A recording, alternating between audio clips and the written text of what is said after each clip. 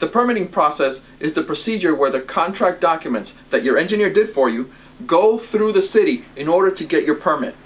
It starts at the time that your contractor gives the contract documents to the city and ends when they give you a permit.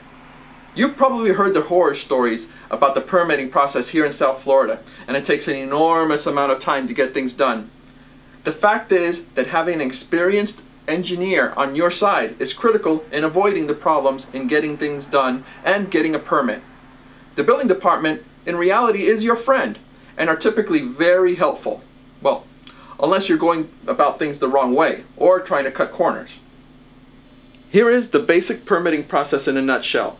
Your contractor takes the contract documents to the city where he will fill out a permit application and provide the city with a copy of his license and his insurances.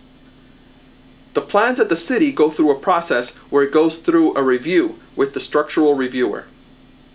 In the last 10 years, we at G. Batista & Associates have worked in every city in South Florida, and we've established a face-to-face contact with these reviewers in order to expedite the process and to avoid misunderstandings during review and during the construction. Once you get the permit, then you attain step 7, which is the approval.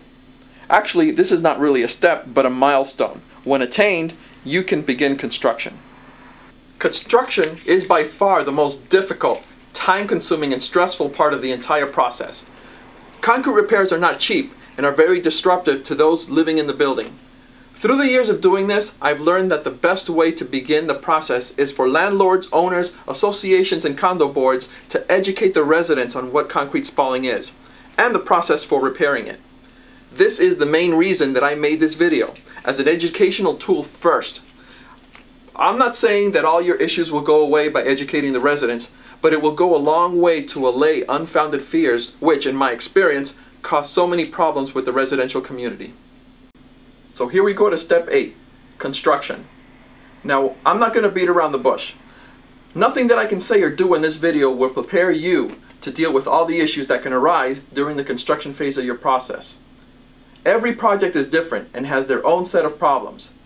This is where a good engineer comes in handy, who has knowledge and experience to protect your interests. One that not only has experience in engineering, but also in construction.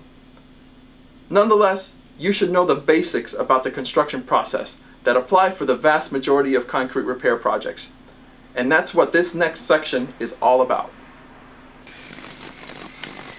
The sounds of chipping hammers, barricades, entrances blocked, the dust, the inconvenience, and of course, the cost. The disadvantages are obvious, but at these times you need to look at the silver lining. Your building will be a safer place to live, your property value could increase, and the building will look better. During this construction process, you will rely heavily on your engineer to make sure that things are done right in every aspect of the word, depending, of course, on what specific services you hired your engineer to perform, such as inspector or construction consultant, project manager, or owner's representative. Whatever the case may be, here in South Florida, this is the basic rundown of how projects are typically set up. Certain cities will be a little different, but the basics of the process hold true. Your contractor is working on our little repair project in the building up there in the scaffold. As your contractor is working, the city is performing their inspections.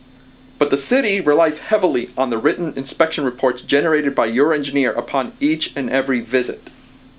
But before I get carried away in explaining about the inspection process, you must understand that the concrete repairs require several steps that must be inspected. Your engineer is the person who is responsible that things get done right. You see, concrete repairs are not just chip and patch. There is a very specific methodology for these repairs, and strict quality control is required. It is the engineer's responsibility that this methodology is followed. There are certain basic and critical steps that must be taken for a proper concrete repair.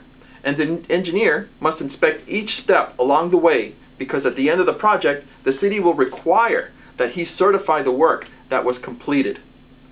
Let's take a look at the very basic repair process.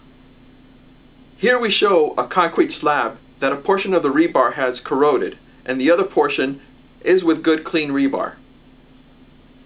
The process begins with removing the concrete with a chipping hammer to remove enough concrete to expose 6 inches of good clean rebar. We call this chasing the rebar. The contractor must chase this rebar until we get 6 inches of good rebar exposed. Your engineer will tell the contractor where he must stop or if he needs to continue chasing this rebar, even to the inside of the unit or the residence. This is where a lot of the problems begin. You see, the engineer does not have X-ray vision when he does his original quantification of damaged concrete. There's just no way he can precisely foresee the exact amount of concrete to chip out. The engineer mainly goes by judgment and experience to estimate the amounts to chip. It is only when the contractor takes an actual chipping hammer to the concrete that it is known exactly how much concrete is to be repaired. This becomes a big problem because most contracts are based on a unit cost, such as $100 a square foot for chipped concrete or $60 a lineal foot of chipped concrete. If the corrosion is found out to be worse than anticipated, then your budget will probably be busted. Hiring an experienced engineer and adding some contingency into the project are just a couple of things you can do to minimize the impact of cost overruns. After the contractor chases the rebar, he proceeds to clean the rusted rebar by any approved means, like a wire wheel or sandblasting. Sometimes, the rusting has eaten away at so much of the rebar that it requires complete replacement. That's up to your engineer to determine, but that's another story.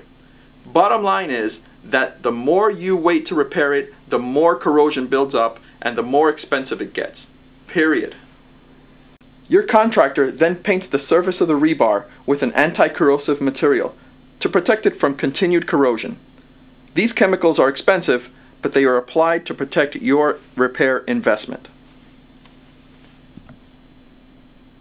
Finally, the contractor can stucco over the rebar and complete the repair.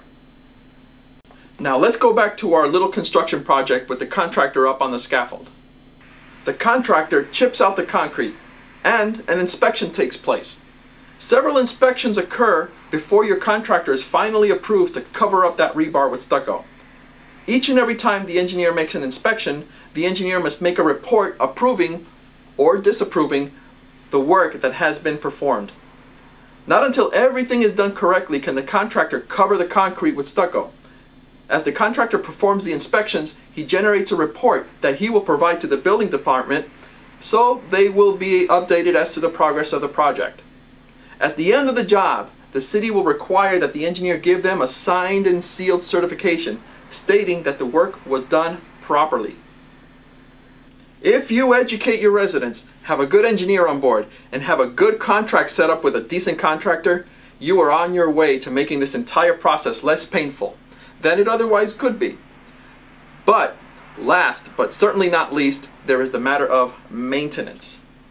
If your building is located in a coastal environment, corrosion and concrete damage is a maintenance issue. Through the years, I have seen over and over again residents and owners ignoring the telltale signs of spalling. The reality is that you don't have to be an engineer to know that you have a concrete problem. But if the problem lingers and is ignored, then the problem becomes much larger and much more serious and much more expensive.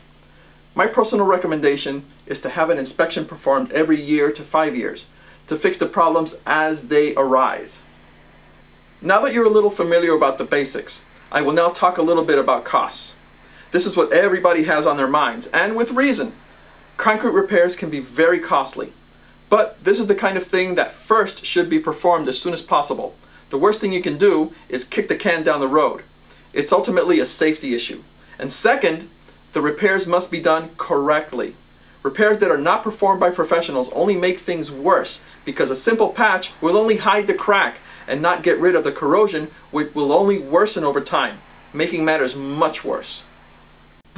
The reality about the financial impact is that your engineer can give you a budget estimate of the cost after he does his quantification, but the real cost will not be known until you get your contractor bids. Your engineer is your ally in this quest. That is why we made this video. Here at G. Batiste & Associates, we are experienced professionals that know what it takes to have a successful project. And it starts with getting informed. We know that you, as the property manager, association, or board, work hard to get things done right by your residents. We are here to help.